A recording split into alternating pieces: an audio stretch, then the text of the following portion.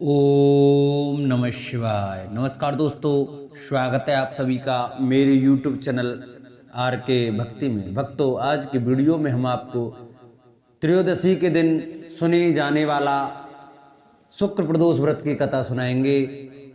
तो आइए भक्तों, हम अपनी कथा को प्रारंभ करते हैं। जो भक्त हमारे चैनल पर नए आए हैं, जिन्होंने अभी तक हमारे चैनल को सब्सक्राइब नहीं किया है, वो हमारे चैनल को सब्सक्राइब करें, वीडियो को लाइक करें और कमेंट में ओम नमः शिवाय अवश्य लिखें। एक साल में 24 प्रदोष व्रत रखे जाते हैं।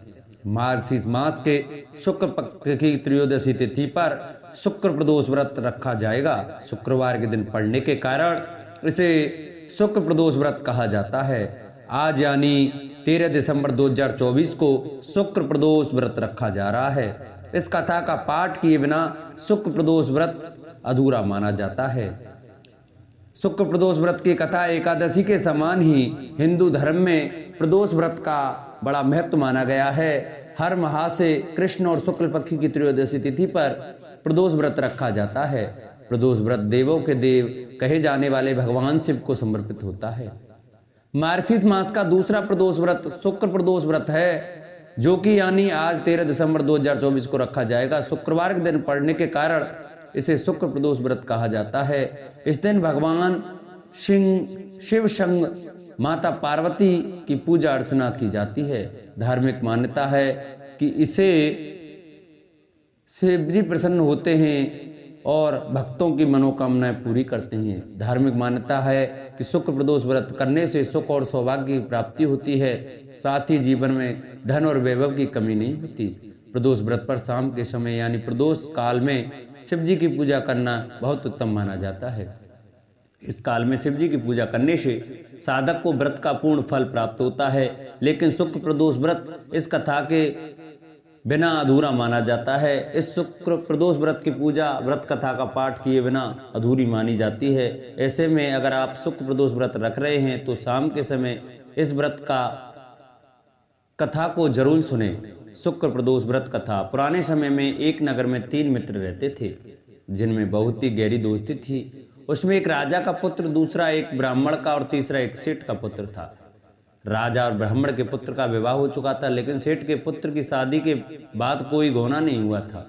एक दिन तीनों मित्र मिलकर स्त्रियों पर बहस कर रहे थे। ब्राह्मण पुत्र ने स्त्रियों की प्रशंसा करते हुए कहा, नारीहीन घर भूतों का डेरा होता है। सेठ पुत्र ने यह कहानी सुनते ही अपनी पत्नी को घर लाने की ठान ली। फिर सेठ पुत्र अपने घर गया और अपने फैसले को अपने माता पिता को बताया। माता पिता ने अपने बेटे से कहा कि उसकी कुंडली में शुक्र देवता डूबे हुए हैं। ऐसे में इस दौरान बहु बेटियों को अपने घर से विदा कर लाना शुभ नहीं है, इसलिए शुक्रोदय होने के बाद ही अपनी पत्नी को उसके घर से लाना। लेकिन अपनी जिद के चलते सेठ पुत्र टस से मस नहीं हुआ और अपनी ससुराल जा पहुंचा। उसकी इच्छा सास ससुर को मालूम हुई। सास ससुर ने उसे समझाने की कोशिश की, लेकिन वह नहीं माना, इसलिए उन्हें अपनी कन्या को उसके साथ विदा करना ही पड़ा। ससुराल से विदा होकर दोनों पति पत्नी बाहर निकले ही थे कि उनकी बैलगाड़ी का पहिया टूट गया और एक बैल की टांग टूट गई।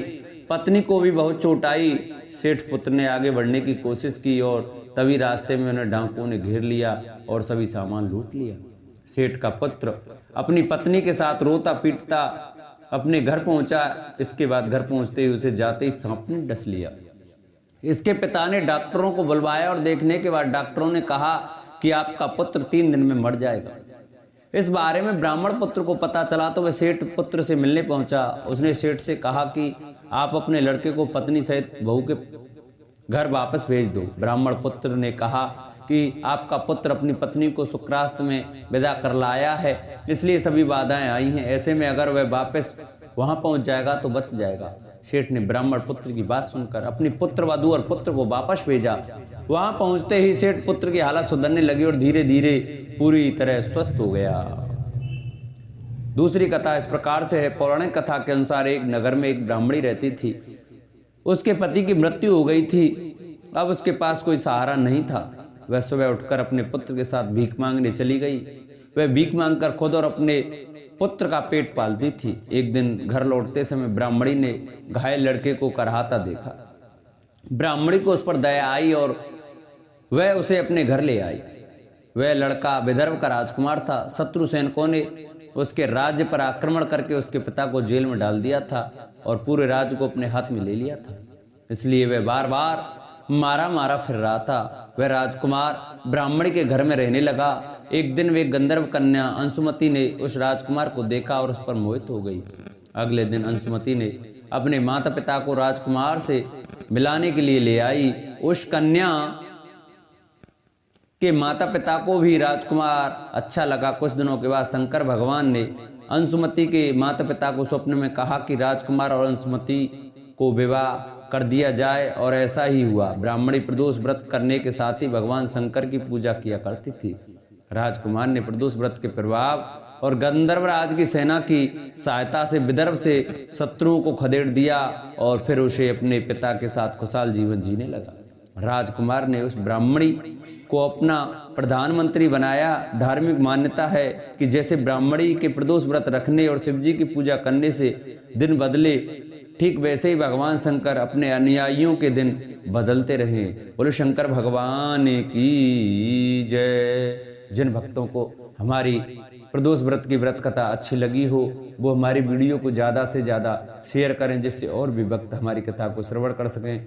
जिन्होंने अभी तक हमारे चैनल को सब्सक्राइब नहीं किया है वो हमारे चैनल को सब्सक्राइब करें। वीडियो अच्छी लगे तो वीडियो को लाइक करें और कमेंट में ओम नमः शिवाय, ओम उमा महेश्वराय नमः अवश्य लिखें।